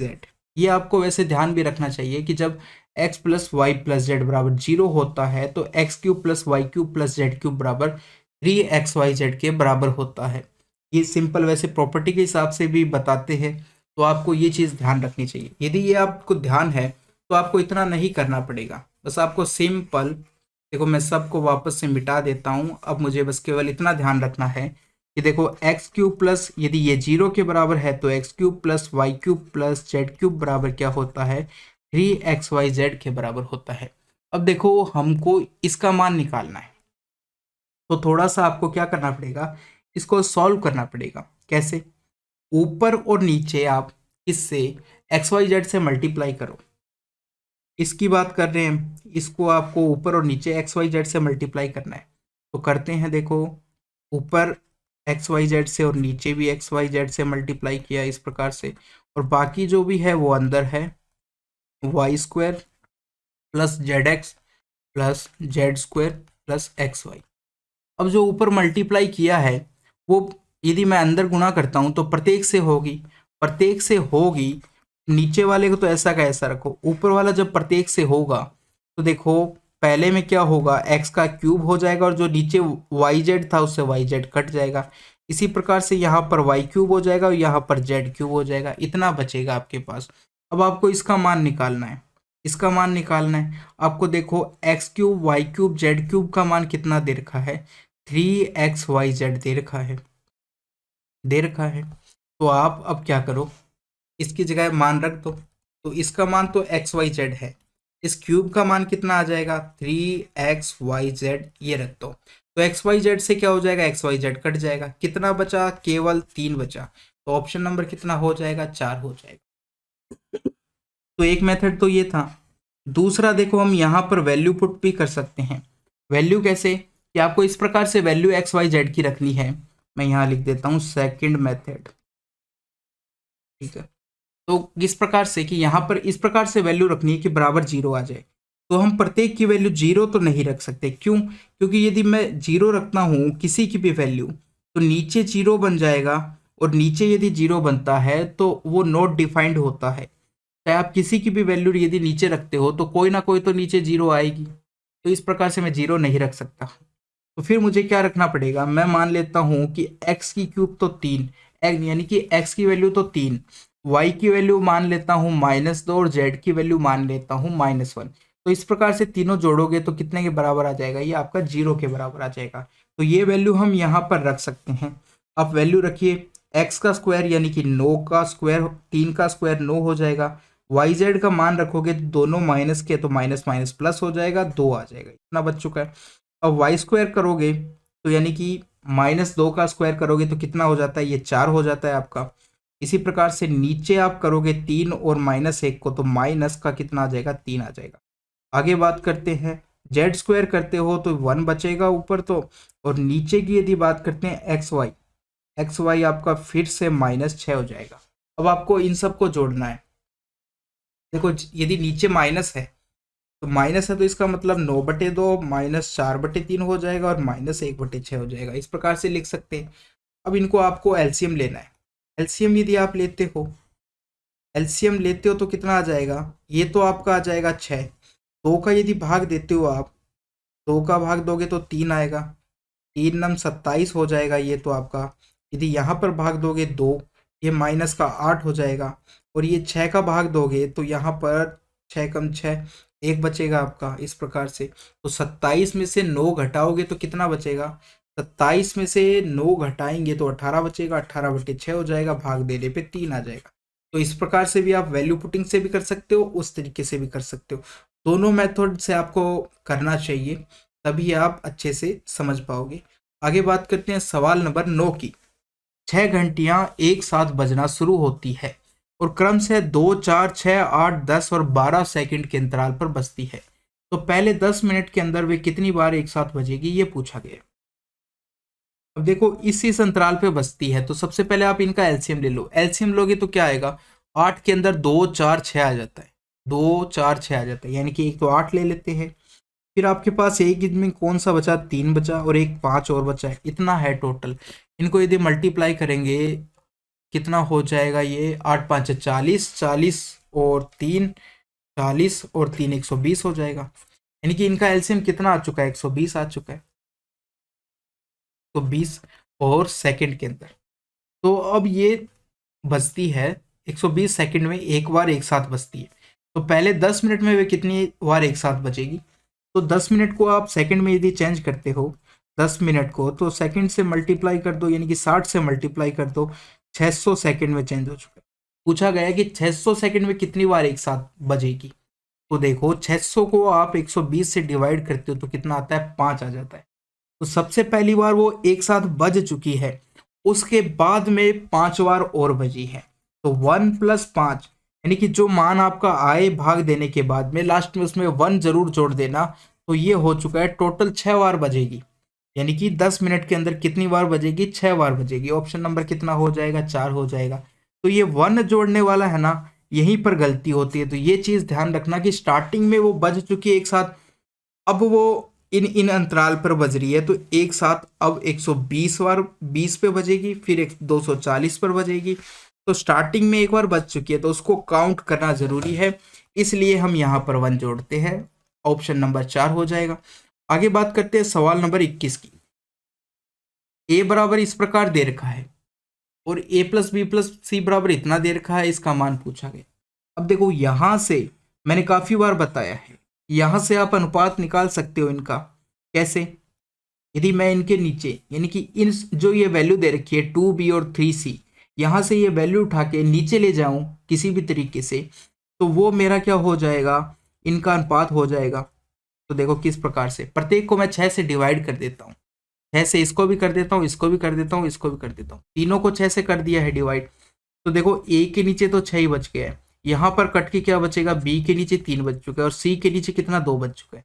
तो यही मेरा अनुपात हो चुका है, कितना 6 3 2 अनुपात में आ चुका है ABC। ठीक है, अब आप इनका योग कितने के बराबर दे रखा है, 121 के बराबर। और यहाँ पर ए का स्क्वायर, जब भी स्क्वायर की बात आती है तो हमने बात करी थी पहले भी कि हम जो अनुपात है उसको किस में मान लेते हैं, एक्स के रूप में। तो 6x हो चुकी है पहली संख्या, दूसरी संख्या 3x और तीसरी संख्या 2x, इस अनुपात में हो चुकी है।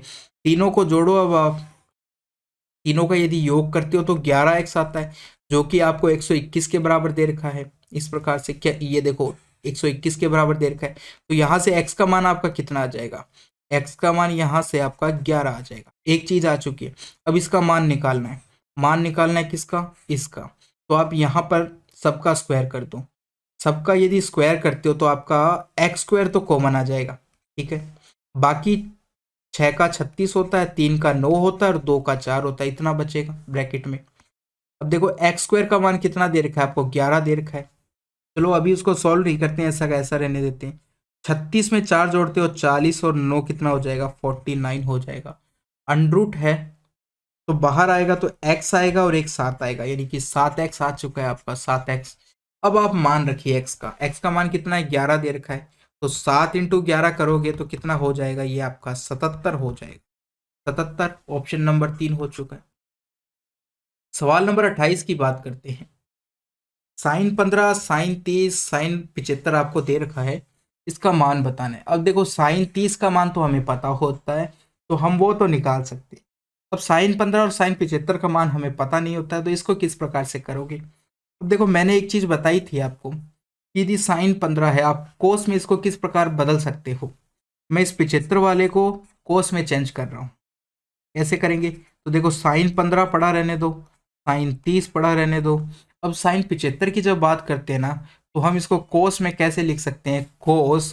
तो ये इतना कितना हो जाएगा, 15 हो जाएगा, यानी 90 में से 15 घटा 75 घटा दो आप। तो इस प्रकार से ये कोस में चेंज हो चुका है।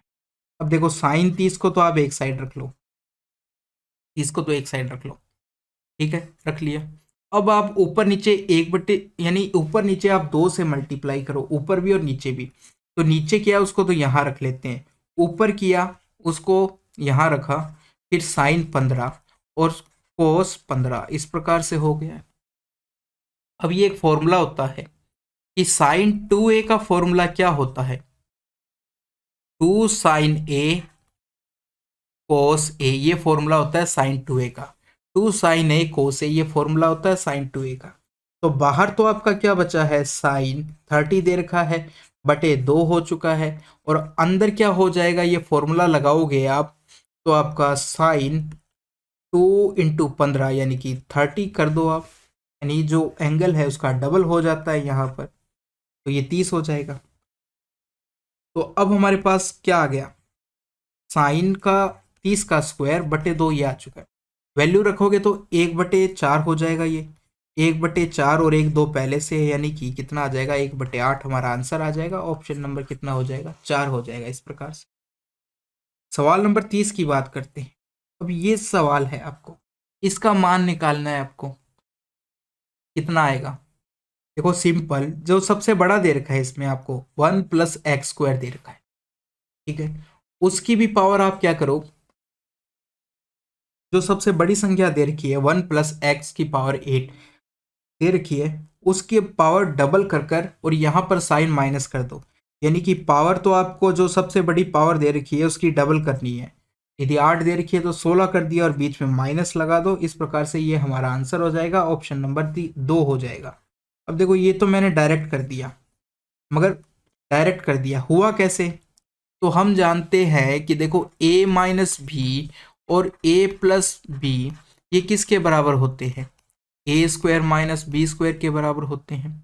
यहाँ देखो 1 - x दे रखा है, 1 + x दे रखा है, तो ये किसके बराबर हो जाएंगे, 1 का स्क्वायर माइनस x का स्क्वायर। तो ये आ चुका आपका 1 - x²। इसी प्रकार से अब आपके पास 1 माइनस एक्स स्क्वायर आ चुका है, 1 प्लस एक्स स्क्वायर पहले से है, तो आगे क्या हो जाएगा 1 प्लस एक्स की पावर 1 माइनस एक्स की पावर 4 हो जाएगा। इसी प्रकार से आगे बढ़ता जाएगा। अब आपके पास 4 आ चुका है, ठीक है, ये x की पावर 4 पहले से, देखो इसको और इसको हमने सॉल्व कर दिया है, उसके बाद भी इसको भी सॉल्व कर दिया है। अब ये बचा है, देखो 1 माइनस एक्स की पावर 4 आया है, पहले से 1 प्लस एक्स की पावर 4 था, तो पावर देखो हर बार क्या हो रही है कि बढ़ती जा रही है, बढ़ती जा रही है। अब क्यों 8 आ गया। अब इस 8 वाले को भी लेंगे, हमारे पास 1 माइनस एक्स की पावर 8 आ चुका है, और बचा यहाँ पर क्या है 1 प्लस एक्स की पावर 8। इन दोनों को करोगे तो क्या बनेगा 1 माइनस एक्स की पावर 16, ये आ चुका है। इस प्रकार से कर, देखो एक बार मैं फिर से आपको बताता हूं,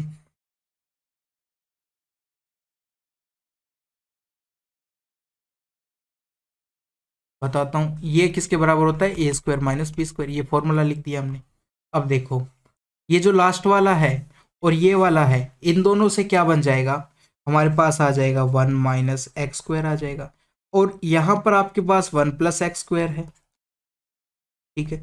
बाकी 1 प्लस एक्स की पावर 4 है आपके पास, 1 प्लस एक्स की पावर 1 प्लस एक्स की पावर 8 इतना दे रखा है। अब ये दोनों, ये a minus b a plus b हो जाएगा, वापस से इनकी पावर का स्क्वायर हो जाएगा, ए का स्क्वायर एक ही होता है, और एक्स स्क्वायर का स्क्वायर एक्स की पावर 4 हो जाता है, तो ये माइनस आ चुका है, और बाकी हमारे पास एक्स की पावर 4 बचा है, एक्स की पावर 8 बचा है। अब ये दोनों मिलकर कितना हो जाएगा 1 माइनस एक्स की पावर 8 हो जाएगा, यहाँ पर 1 प्लस एक्स की पावर 8 है। अब दोनों होकर कितना हो जाएगा 1 माइनस एक्स की पावर 16 हो जाएगा। इस प्रकार से हो चुका है, तो यह आपका ऑप्शन नंबर 2 आ चुका है। सवाल नंबर 33 की बात करते हैं। एक हवाई जेट 5 घंटे में 144 किलोमीटर प्रति घंटे की चाल से एक निश्चित दूरी तय करता है। समान दूरी को 2 घंटे में तय करने के लिए हवाई जेट की आवश्यक चाल कितनी होनी चाहिए। अब वो कह रहे हैं कि दूरी तो देखो समान है, कैसी है, समान है। यदि दूरी समान है, यदि जो समय का अनुपात है उसका उल्टा हो जाएगा चाल का अनुपात। तो समय का अनुपात पहले 5 और 2 था, पहले 5 घंटे 2 घंटे था, तो चाल का अनुपात क्या हो जाएगा, उल्टा हो जाएगा, यानी कि 2:5 हो जाएगा, समय का उल्टा हो जाएगा, 2:5 हो चुका है। अब पहले चाल कितनी दे रखी है 144, यानी 2 अनुपात की वैल्यू 144 दे रखी है, तो 1 अनुपात की वैल्यू कितनी हो जाएगी 72 के बराबर हो जाएगी। तो 5 अनुपात, बाद वाली चाल पूछी गई है, तो बाद वाली चाल कितनी हो जाएगी, 72 को आप 5 से यदि मल्टीप्लाई करते हो कितना आएगा, ये आपका 360 आ जाएगा। ऑप्शन नंबर 1 हो जाएगा इस प्रकार से। सवाल नंबर 35 की बात करते हैं। तार से बने 49 सेंटीमीटर व्यास वाले वर्त से एक आयत बनाया गया जिसकी भुजाएं 4:7 में है, तो आयत का क्षेत्रफल बताना है। अब देखो यानी कि तार का यूज कर एक आकृति से दूसरी आकृति बनाई गई, तो इसका मतलब वहां पर क्या चीज सेम है, परिमाप सेम है, क्योंकि तार की आकृति से बनाया गया है तो परिमाप हमारा सेम है। तो अब देखो सबसे पहले हम वर्त का परिमाप निकालेंगे, वही परिमाप हमारा आयत का होगा। तो वर्त का परिमाप की यदि बात करते हैं 2πr होता है। त्रिज्या आपको 49 यानी व्यास 49 दे रखा है, तो त्रिज्या इसकी आधी हो जाएगी, 2 से भाग दे दोगे, 2 इंटू 22/7 इंटू 49/2 इतना। अब देखो 2 से तो 2 कट जाएगा, और ये 49 7 से कट जाएगा इस प्रकार से, तो 7 दूनी 14 होता है, 14 7 दूनी 14, और 11 से करोगे तो 154 आ जाएगा। यानी इस वर्त का जो परिधि है वो 154 आ चुकी है आपके पास, क्या आ चुकी है, परिधि 54 आ चुकी है। यही क्या होगा, परिमाप के बराबर होगा, आयत के परिमाप के बराबर होगा, ठीक है, यही परिमाप के बराबर होगा क्योंकि एक ही तार से बनाया गया है। अब हमें पता है कि देखो जो आयत की भुजाएं है वो 7:4 में दे रखी है, 7:4 में। अब जब भी इनकी बात करते हैं हम आयत की और आयत वर्ग जब भी बात करते हैं तो हम हमेशा x के रूप में अनुपात मानते हैं, 7x + 4x मान लिया है। तो इनका योग जो परिमाप क्या होता है 2 लंबाई और 2 चौड़ाई के बराबर, 2 लंबाई और 2 चौड़ाई का योग होता है परिमाप। हमें एक लंबाई और एक चौड़ाई का योग बताना है तो हम परिमाप का आधा कर देंगे। परिमाप 154 है, इसका आधा कर दो आप, ये एक लंबाई और एक चौड़ाई के बराबर आ जाएगा।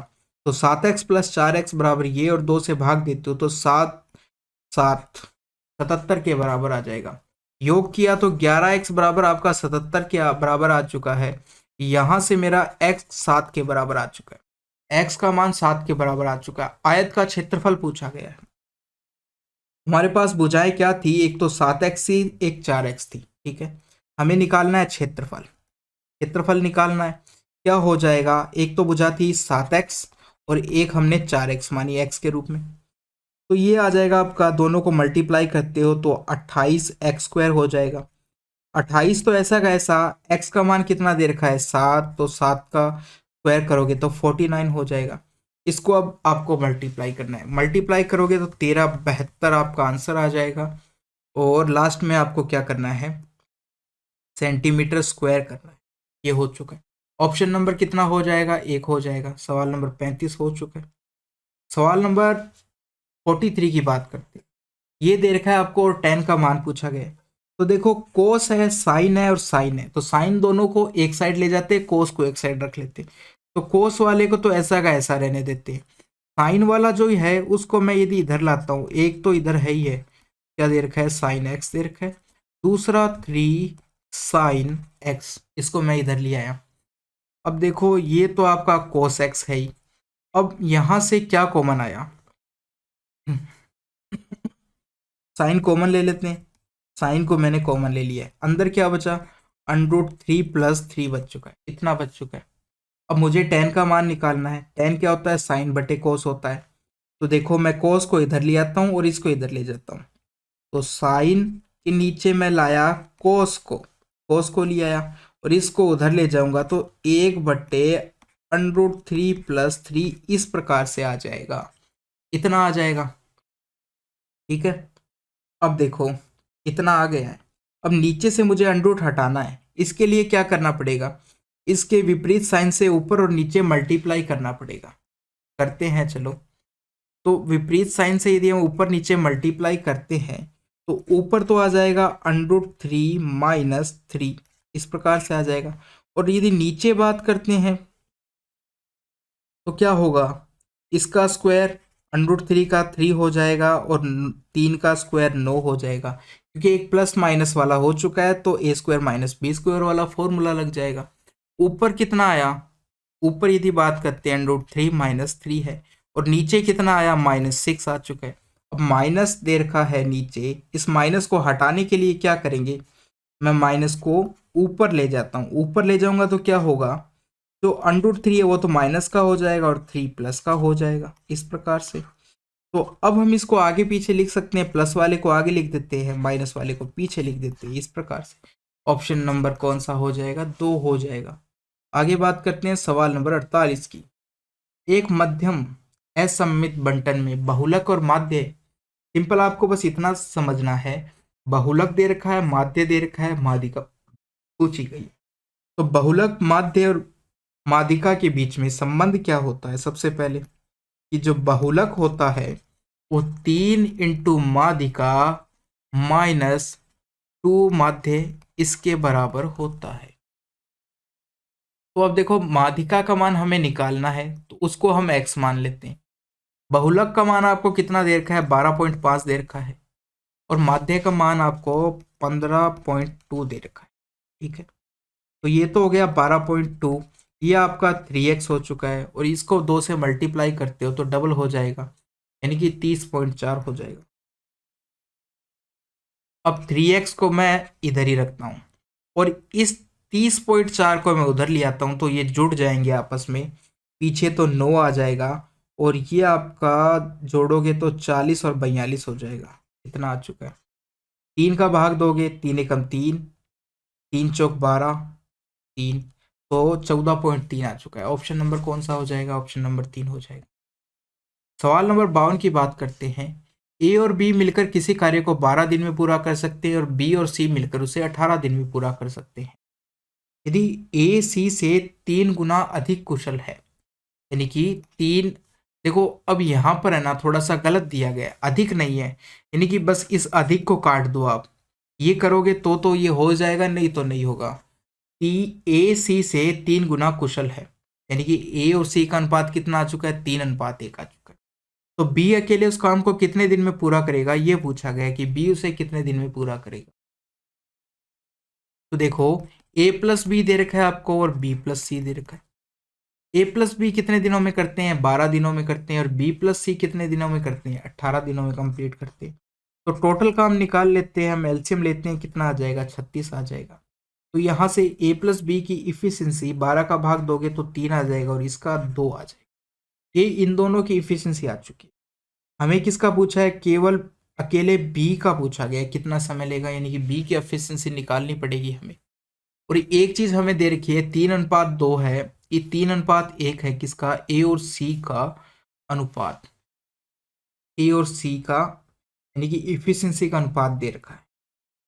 अब देखो यदि मैं ए प्लस बी में से यदि इस बी प्लस सी को यदि घटाता हूं तो क्या होगा, देखो बी से तो बी कट जाएगा, मेरे पास बचेगा ए माइनस सी बचेगा, ए माइनस सी बचेगा। तो ये 3 था, ये 2 था, इनको यदि मैं घटाता हूं तो कितना बचता है, 1 बचता है। एक क्या बचा, ए माइनस सी बचा। यदि यहां से मैं देखूं 3:1 से, तो यहाँ कितना आया अंतर, ए और सी का 2 आता है, 2 आता है। यानी कि जो एक है एक्चुअल में, एक जो है एक्चुअल में किसकी वैल्यू है, 2 अनुपात की वैल्यू है। हमें निकालनी है, अनुपात लिख देता हूं इसके आगे, 2 अनुपात की वैल्यू है। तो 1 अनुपात की वैल्यू कितनी हो जाएगी, आप क्या करो, इस 2 को उधर ले जाओ, 1/2 हो जाएगी। यानी 1 अनुपात की वैल्यू कितनी हो चुकी है, 1/2 हो चुकी है। ठीक है, तो ये तो हो चुकी है हमारे पास 1 अनुपात की वैल्यू, यानी कि सी का मान 1 है, 1 की वैल्यू कितनी है, 1/2 है। यहाँ लिख देता हूँ 3:1 था, तो 1 की वैल्यू कितनी हो चुकी है, 1/2। तो 3 की कितनी हो जाएगी, 1 की वैल्यू 1/2 है, तो 3 की कितनी हो जाएगी, 3/2 हो जाएगी। इतना हो चुका है, हो गया है। यानी कि बी की जो इफिशियंसी, ए की जो इफिशियंसी वो 3/2 है और सी की है वो 1/2 है। अब हमें बी की निकालनी है, तो ए प्लस बी की यदि बात करते हैं, आपको कितना दे रखा है, ए प्लस बी बराबर कितना दे रखा है, हमें 3 दे रखा है। ए का रख देता हूँ 3/2, तो बी का मान निकल सकता है। बी का कितना आ जाएगा एफिशिएंसी, यहाँ से उधर ले जाओगे आप, 3 में से 3/2 घटाओगे तो ये आपका आ जाएगा 6 माइनस 3/2, यानी कि 3/2 ही बी का आ चुका है। बी की आपके पास इफिशिएंसी आ चुकी है। अब आपको समय निकालना है। समय निकालने के लिए क्या करेंगे हम, टोटल वर्क अपॉन बी की इफिशिएंसी की बात करते हैं। तो टोटल वर्क 36 है और बी की इफिशिएंसी 3/2 है, तो 2 ऊपर आ जाएगा। 3 से काटोगे तो 12, ये 24 आ जाएगा, ये 24 आ जाएगा। तो ये काम एंड वर्क का, ठीक है, कार्य and work, work and time का, वर्क एंड टाइम का ये क्या है, एक अच्छा सवाल है। तो इस प्रकार से एक तरीका और है, कैसे, ये देखो इनका अनुपात 3:1 दे रखा है। अब देखो कि कार्य तो सेम है, तो समय का अनुपात आपके पास क्या दे रखा है, समय का अनुपात क्या दे रखा है, यहाँ पर कर देते हैं। समय का अनुपात क्या दे रखा है, ए प्लस बी का और बी प्लस सी की बात करते हैं। ये आपको 12 दे रखा है और ये 18 दे रखा है। तो समय का अनुपात है, इफिशियंसी या एक दिन का काम का अनुपात क्या हो जाएगा, उल्टा हो जाएगा इसका, यानी कि 18:12 हो जाएगा। और सरल करोगे तो 3:2 आ जाएगा। 18:12 इस प्रकार से हमने उल्टा कर दिया है और फिर उनको सरल किया है, तो 3:2 आ चुका है। अब आपके पास इफिशियंसी का अनुपात आ चुका है, 3:2 आ चुका है। अब हमारे पास किस अनुपात में है, 3:1 में दे रखी है आपको। अब देखो ये अनुपात बन नहीं रहा है, ठीक है। यदि मैं 3 रखता हूं तो पूरा पूरा हो जाता है। हमें क्या करना है, दोनों साइड बी है, दोनों साइड से बी का मान सेम सेम आना चाहिए, दोनों साइड से जो बी का मान है वो सेम आना चाहिए। तो मैं क्या करता हूँ, इस अनुपात जो 3:2 दे रखा था उसको हम थोड़ा सा बढ़ाने की कोशिश करते हैं। मान लिया उसको 2 से मल्टीप्लाई कर देते तो 6:4 हो जाएगा। अब a प्लस बी का मान 6 हो चुका है और b प्लस सी का मान 4 हो चुका है। अब आप ये अनुपात रखने की कोशिश करो कि बनता है क्या, कि a का मान इसके अंदर 3 रखा तो b का मान कितना हो जाएगा, 3 हो जाएगा। a का मान 3 रखा इस अनुपात से तो b का मान भी 3। यहाँ पर अनुपात में c का मान 1 दे रखा था तो यहाँ से टोटल 4 है तो b का मान यहाँ पर भी कितना हो जाएगा, 3 हो जाएगा। यहाँ पर भी b बराबर है, दोनों तरफ बराबर बराबर आ चुका है 3 3, तो हम कहेंगे कि ये सही बैठ रहा है। ऐसा बैठ रहा है तो हमें पता चल चुका है कि अब b का मान कितना है, हम 3 लेंगे, 3 लेंगे। तो टोटल, यदि हम टोटल वर्क निकालते हैं, कैसे निकालेंगे कि a प्लस बी मिलकर कितना काम कर रहे हैं। अब नया अनुपात कितना आ चुका है, 6। एक दिन में 6 अनुपात काम कर रहे हैं और 12 दिन में तो ये हमारे पास टोटल काम आ चुका है। इसको आप यदि इफिशिएंसी से डिवाइड कर दो तो समय आ जाएगा। तो इफिशिएंसी कितनी है, बी का समय निकालना है तो बी की इफिशिएंसी से डिवाइड कर दो, कितने, 3 से डिवाइड कर दो। 3 से करोगे तो ये 2 आ जाएगा बराबर 24 आ जाएगा। इस प्रकार से आप कर सकते हो, 24 आ जाएगा। तो इस प्रकार से आप कर सकते हो। ये सवाल अच्छा सवाल था। सवाल नंबर 57 की बात करते हैं। Sine x plus cos x का अधिकतम मान की बात करनी है। देखो साइन का अधिकतम मान कितना होता है और कब होता है, और कोस का अधिकतम मान कब होता है। 0 और 90 दो की बात करते हैं। यहाँ पर हम लिख देते हैं साइन का और यहाँ पर लिख देते हैं कोस का। तो साइन 0 पे तो 0 होता है, लेकिन कोस, देखो कोस का अधिकतम मान 1 होता है और साइन का भी अधिकतम मान 1 होता है। साइन का अधिकतम मान किस पर होता है, 90 पर होता है, और कोस का अधिकतम मान किस पर होता है, 0 पर होता है। जब बात करते हैं 0 की तो साइन 0 का मान 0 होता है और 90 पर इसका मान 0। तो यहाँ पर यदि कोस और साइन का मान अलग अलग तो 1 1 अधिकतम होता है, मगर दोनों का योग कब अधिकतम होता है, यहाँ पर तो 1 आया दोनों को जोड़ने पर और यहाँ पर भी जोड़ने पर 1 आया। ठीक है, अब इसके बीच में एक संख्या आती है 45 डिग्री, इसका भी देख लो आप। यहाँ पर कितना आएगा, 45 का 1/√2 आता है और कोस में भी 1/√2 होती है वैल्यू। इन दोनों को यदि आप जोड़ते हो तो 1 प्लस, इस प्रकार से जोड़ोगे 1 + √2 1 + √2, तो ये 2 √2 हो जाएगा, यानी कि √2 आ जाएगा, √2 आ जाएगा, जो कि इस 1 से अधिक है। यानी कि दोनों का योग कहाँ पर अधिकतम होगा, 45 पर अधिकतम होगा। तो आप इस चीज को याद भी कर सकते हो कि sine x plus cos x का मान कहाँ पर अधिकतम होगा, 45 पर होगा। ठीक है, तो ये √2 1 से ज्यादा है तो ये यहाँ पर अधिकतम होगा और अधिकतम मान कितना हो जाएगा, √2 हो जाएगा। ऑप्शन नंबर हमारा 3 हो जाएगा। अब यहाँ से आप क्या ध्यान रखेंगे कि जो साइन थीटा या कोस थीटा का अधिकतम मान कितना होता है, 1। अलग अलग, साइन का भी अधिकतम मान 1 होता है और कोस का भी अधिकतम मान 1 होता है, लेकिन sine theta plus cos theta का अधिकतम मान कितना होता है, √2 होता है। कितना होता है, √2 होता है।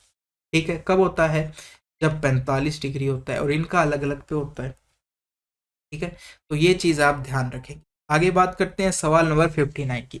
एक पहिया 154 किलोमीटर की दूरी तय करने में 1000 चक्कर लगाता है।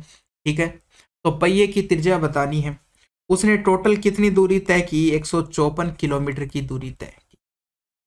तो पहिया 1000 चक्कर घूमा और पहिया 1000 चक्कर घूमा और एक चक्कर में कितनी दूरी घूमता है, तो हम कहेंगे परिधि के बराबर, जो कि है 2πr, जो कि होती है 2πr के बराबर। अब देखो हमें आंसर किस में पूछा गया है, मीटर में पूछा गया है, तो हम इस किलोमीटर को भी मीटर में चेंज कर लेते हैं। मीटर में चेंज करने के लिए आप क्या करोगे, 3 जीरो लगाओगे। इधर आपका 2πr था इंटू 1000 था, 3 जीरो से ये आपकी 3 जीरो कट जाएगी, तो यहाँ से आपका 2πr बराबर 154 आ चुका है, 54 आ चुका है। थोड़ा सा और सरल करते हैं, तो ये आपका 2 इंटू 22/7 इंटू आर बराबर 154 हो जाता है, हो जाता है। अब आप 11 से यदि काटते हो तो ये 2 बार जाएगा और ये 14 बार चला जाएगा, 14 बार चला जाएगा। 2 से और काटोगे तो ये 7 बार चला जाएगा। तो आपके पास अब क्या आया, क्या बचा, आर बराबर 7, एक 7 को और उधर लेके चला गया और बटे में 2 आ जाएगा, इतना आ चुका है, यानी 49/2 आ चुका है। सरल करोगे तो कितना हो जाएगा, कितना बार गया, 24 बार गया, 1/2 साथ में बच चुका है, तो 24 से 1/2 हो जाएगा, ऑप्शन नंबर 1 हो जाएगा इस प्रकार से। सवाल नंबर 68 की बात करते हैं। 68 में क्या करना पड़ेगा, इस प्रकार से दिया गया है आपको। तो आप क्या करो, सबसे पहली संख्या ले लो, ठीक है, और सबसे लास्ट वाली संख्या ले लो, इन दोनों का अंतर और इनके बीच में जितना अंतर है इन दोनों संख्याओं के बीच में, उससे भाग और दे दो। यानी कि 2 है, दोनों के बीच में अंतर 4 और 2 के बीच में, तो 2 से भाग और दे दिया, यही आपका मान हो जाएगा 1/2। इनका एलसीएम लिया तो 50 आया, 50 से ये 25 माइनस 1 आ जाएगा। सरल करा तो 1/2, ऊपर आ गया 24 और नीचे आया 50, 2 से करोगे तो 12 जाएगा, 12/50 आ चुका है। थोड़ा और सरल करने पर कितना आ जाएगा, जब आप 5 का इसके अंदर भाग दोगे तो कितना हो जाता है, 5 का भाग का मतलब होता है संख्या को आप डबल करो और एक स्थान के बाद पॉइंट लगा दो। अब देखो नीचे 10 है, ऊपर ये है, तो पॉइंट एक स्थान और सरक जाएगी, .24, इतना आंसर आ जाएगा। अब देखो इस प्रकार से कर तो दिया, क्या स्टार्टिंग की संख्या ले लो माइनस लास्ट की संख्या ले लो और बटे दो, जो दोनों संख्याओं के बीच अंतर है, प्रत्येक दो संख्याओं, यहाँ पर भी 2 का अंतर है, कितने का अंतर है, 2 का, तो उस 2 से भाग दे दो। मगर हुआ कैसे, ठीक है, कुछ लोग बेसिक से करना चाहेंगे, बता देते हैं। आप इसको क्या लिख सकते हो, आप इसको क्या लिख सकते हो, तो देखो मैं इसको लिख सकता हूं, यदि मैं प्रत्येक में से, देखो 1/2 से, आप यदि इसको इस प्रकार से लिखते हो कि 1/2 माइनस 1/4, इस प्रकार से यदि मैं लिखूं, ठीक है, तो मुझे क्या करना पड़ेगा, 4 माइनस 2, या तो आप देखो इनमें से कॉमन ले लो, यहाँ से भी 2 कॉमन आ जाएगा और यहाँ से भी 2 कॉमन आ जाएगा, यानी कि प्रत्येक में से 4 कॉमन आ जाएगा। अंदर क्या बचेगा आपका, अंदर बचेगा 1/1 और 1/1 और यहाँ से आया तो 1/2, ठीक है, इस प्रकार से 1/2 बचा। अगली टर्म क्या बची आपकी, 1 सही 2 × 3 बचा, फिर आगे ये आपका 3 × 4 बचा, इस प्रकार से बच चुका है आपका। आगे से आगे चलता जाएगा, चलता जाएगा, लास्ट में से भी 2 कॉमन आया, दोनों में से 48 में से यदि 2 का भाग देते हो तो कितना हो जाएगा, 24 हो जाएगा, 50 में देते हो तो कितना हो जाएगा, 25 हो जाएगा, ये आ चुका है।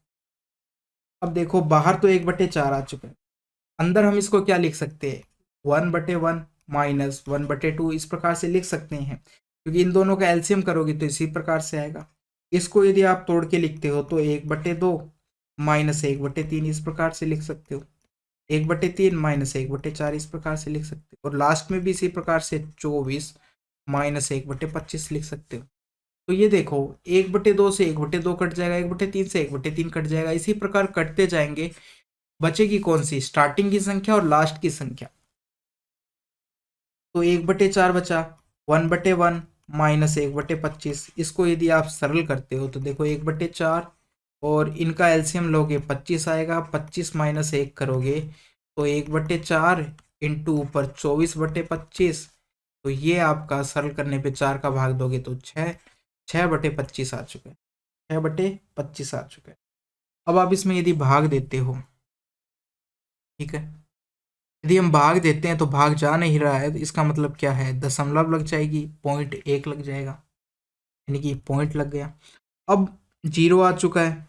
अब 60 के अंदर 25 का यदि भाग देते हो तो कितनी बार जाता है, 2 बार, 50 बार चला जाता है, 50 बार गया, 10 बच गया, 10 बच गया, एक जीरो और उतरी, 100, यानी कि आपकी बार 4 बार जाएगा, 0.6, 0.24 हमारा आंसर आ चुका।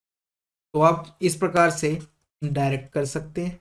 आगे बढ़ते हैं, सवाल नंबर 70 की बात करते हैं। यदि विक्रय मूल्य को बढ़ाकर दोगुना किया जाता है, विक्रय मूल्य को क्या कर दिया गया, दोगुना कर दिया गया। अच्छा सवाल है ये भी, आप स्टार लगा लीजिए इसके भी। क्या कहा गया है, विक्रय मूल्य को दुगना किया जाता है तो लाभ वास्तविक लाभ से 3 गुना हो जाता है, तो नया प्रतिशत लाभ हमें बताना है। अब देखो आप मान लीजिए कि 2 संख्याएं मान लो, तो मैं क्या करता हूँ, लाभ को हम P से व्यक्त कर देंगे और जो विक्रय मूल्य है उसको SP से व्यक्त कर देंगे, यानी कि सेलिंग प्राइस। अब क्या कह रहा है कि विक्रय मूल्य को यदि बढ़ाकर दोगुना कर दिया जाए, दोगुने का मतलब 2SP कर दिया जाता है, और लाभ को कितना कर दिया जाता है, तो वास्तविक लाभ यदि इसको बढ़ाकर डबल किया जाता है तो लाभ कितना हो जाता है, 3 गुना हो जाता है, 3 गुना हो जाता है। तो अब देखो यहाँ पर विक्रय मूल्य कितना बढ़ा है, इसमें से ये घटाओगे तो एसपी बढ़ा है, इसका मतलब कहने का मतलब 2SP, इसमें से एसपी घटाओगे तो एसपी बचता है, और यहाँ पर कितना आता है, ये आपका 2P आता है, 2P आता है, 2P आता है। ठीक है, यानी कि विक्रय मूल्य डबल करने से लाभ कितना गुना हो गया, 3 गुना हो गया। तो ये जो एसपी है, जो ये सेलिंग प्राइस, इन दोनों का अंतर और ये जो लाभ का अंतर, ये दोनों बराबर होंगे। ठीक है, यानी कि ऐसा करने से क्या हुआ, कितना कितना बढ़ा, मैंने तो केवल किसको बढ़ाया, सेलिंग प्राइस को बढ़ाया। सेलिंग प्राइस कैसे बढ़ेगी, यदि मैंने सेलिंग प्राइस को बढ़ाया है, ठीक है, तो उससे क्या होगा, क्रय मूल्य तो सेम था, जो प्रॉफिट है वो मेरा बढ़ जाएगा, केवल प्रॉफिट ही तो बढ़ चुका है। सेलिंग प्राइस को यदि मैं बढ़ाता हूं तो क्या चीज बढ़ेगी, एक्स्ट्रा पैसा मिला, जो एक्स्ट्रा पैसा मिला वो मेरा प्रॉफिट ही तो है। तो जो ये एसपी है, ये चीज ध्यान रखिए, जो ये एसपी जितना बड़ा है इनका अंतर सेलिंग प्राइस का, वो जो ये लाभ का जितना बड़ा है वो दोनों बराबर होंगे, यानी कि ये 2P बराबर एसपी के बराबर होगा। ये सबसे बड़ी चीज है इसके अंदर। अब आपके पास क्या आ चुका है, सेलिंग प्राइस और प्रॉफिट का अनुपात आ चुका है। यहाँ से देखो, मैं सेलिंग प्राइस को यदि नीचे ले आता हूँ और इस 2 को इधर ले आ जाता हूँ, तो मेरे को पता चल चुका है कि प्रॉफिट 1, सेलिंग प्राइस 2, यानी पी का जो वैल्यू है वो 1 अनुपात है और सेलिंग प्राइस की 2 अनुपात है, इस प्रकार से है। अब देखो, हम लिखते हैं कॉस्ट प्राइस, प्रॉफिट और सेलिंग प्राइस। क्या होता है, कॉस्ट प्राइस में जब प्रॉफिट जोड़ते हैं तब सेलिंग प्राइस होता है। सेलिंग प्राइस आपके पास 2 आ चुकी है, प्रॉफिट कितना था, 1 था, हमें तो सीपी कितना होगा, कॉस्ट प्राइस भी देखो 2 कब आएगा, जब इसके अंदर 1 जुड़ा होगा। अब हमें कॉस्ट प्राइस का अनुपात पता चल चुका है और प्रॉफिट का भी पता चल चुका है, तो हम अब लाभ निकाल सकते हैं। मगर हमसे क्या पूछा गया, नया लाभ पूछा गया। तो कितना हो गया था लाभ, बाद में 3 गुना हो गया था, यानी कि 1 था पहले, तो अब 1 का 3 गुना 3 हो गया है। कॉस्ट प्राइस तो वही की वही रहने वाली है, वही की वही रहने वाली है। इन दोनों को यदि हम जोड़ते हैं तो 4, ये हमारा सेलिंग प्राइस क्या है, डबल हो गया है। हमसे अब नया जो लाभ हुआ है वो पूछा गया है, कितने का लाभ हुआ है, नया 3 का लाभ हुआ है, किस पर, 1 पर हुआ है। परसेंटेज के लिए 100 से मल्टीप्लाई कर देंगे तो ये कितना आ जाएगा, आपका 300% आ जाएगा। ऑप्शन नंबर कितना हो जाएगा, 1 हो जाएगा। तो ये सवाल भी काफ़ी अच्छा सवाल था, नया सवाल था। सवाल नंबर 76 की बात करते हैं। 76 की बात करते हैं, A अनुपात 3 बराबर B अनुपात 7 बराबर C अनुपात 9 है। इसका मतलब क्या है कि आपको इनका अनुपात दे रखा है, कैसे, A/3 लिख सकते हैं बराबर B/ इसको 7 लिख सकते हैं और C/9 लिख सकते हैं। तो जो इनके नीचे आया वही अनुपात में होंगे ये, यानी कि A/B/C बराबर क्या है, 3:7:9। ये चीज आपको ध्यान रखनी है, बार बार यूज हो रही है, ये बार बार आ रही है, तो ये चीज आपको ध्यान रहनी चाहिए कि इस प्रकार से यदि बराबर होती है 3 भिन्न, तो जो इनके नीचे होता है, ए के नीचे जो वैल्यू है वो ए का अनुपात है, जो बी के नीचे वैल्यू है वो बी का अनुपात है, इसी प्रकार से जो सी के नीचे है वो सी का अनुपात है। अब हमें इसका मान निकालना है तो आप आराम से निकाल सकते हो, आपके पास अनुपात आ चुका है, अनुपात आ चुका है, तो मान रखिए 3+7+9 और नीचे आप 3 रखोगे। ठीक है, यही तो है। ये आका 10 और 9 19 हो चुका है, बटे 3 हो चुका है, 19/3। ऑप्शन नंबर कौन सा हो जाएगा, ऑप्शन नंबर 4 हो जाएगा। सवाल नंबर 85, एक विक्रेता 1 रुपए में 12 वस्तुएं खरीदता है। 1 रुपए में कितनी वस्तुएं खरीदता है, तो हम कहेंगे 12 वस्तुएं खरीदता है। तो एक वस्तु का मूल्य की बात करते हैं, इस प्रकार से नहीं, इधर तो वस्तुएं लिखो कि 12 वस्तुओं का मूल्य कितना है, 1 रुपए है। तो एक वस्तु का मूल्य कितना आ जाएगा, 1/12 रुपये आ जाएगा। एक चीज हो चुकी है, एक चीज हो चुकी है। अब देखो, एक वस्तु का मूल्य हमारे पास आ चुका है। अब हमें क्या करना है, 20% का इस पर लाभ करना है, जिससे हमारे पास विक्रय मूल्य आ जाएगा। तो देखो, 1/12 दे रखा है, लाभ कितना है, 20% का, यानी कि 100 मूल्य था, 20% का लाभ, तो विक्रय मूल्य कितना हो चुका है, 120% हो चुका है। तो विक्रय मूल्य निकालने के लिए हमें इसका 120% निकालना पड़ेगा, तो 1/12 का 120% निकालते हो तो 1 0 से 0, 12 से 12 कट जाएगा, यह आपका आ चुका है 1/10 आ चुका है। यानी कि विक्रय मूल्य एक वस्तु की, अब जब विक्रय मूल्य की बात आई है, वो कितना आ चुका है, एक वस्तु का विक्रय मूल्य 1/10 आ चुका है। ठीक है, एक वस्तु का विक्रय मूल्य 1/10 आ चुका है। ठीक है, अब आप इसको इस प्रकार से मत लिखिए, ऐसे लिखिए कि 1/2 10 रुपए वो किसका है, एक वस्तु का विक्रय मूल्य है। तो 1 रुपए के अंदर कितनी वस्तुएं आएगी, आप इसको भाग दे दो, इससे भाग दे दो, एक को 1/10 से भाग दोगे तो ये 10 ऊपर चला जाएगा। इस प्रकार से तो 10 वस्तुएं आ चुकी, कितनी वस्तुएं आ चुकी है, 10 वस्तुएं। तो 1 रुपए में कितनी वस्तुएं बेचनी पड़ेगी, 10 वस्तुएं, यानी कि 12 वस्तुएं वो खरीदता है 1 रुपए में, और बेचना कितना पड़ेगा, 1 रुपए में 10 वस्तुएं बेचनी पड़ेगी। तो ये आपका कौन सा हो गया है, ऑप्शन नंबर आपका 2 हो चुका है, ऑप्शन नंबर 2 हो चुका है। तो दोस्तों यहाँ पर अपना पेपर आज का कंप्लीट हो गया है। कैसा लगा आपको ये जो सवाल है इस पेपर में जो आज पूछे गए थे, वो आपको कैसे लगे, या आप कमेंट में ज़रूर बताना। यदि आपको वीडियो अच्छी लगी है तो आप लाइक कर सकते हो, और कोई भी परेशानी है तो आप कमेंट जरूर करना, मैं आपका जवाब जरूर दूंगा। मैं आपके कमेंट पढ़ता हूँ, और मिलते हैं इसी प्रकार की एक और वीडियो के साथ। थैंक यू दोस्तों।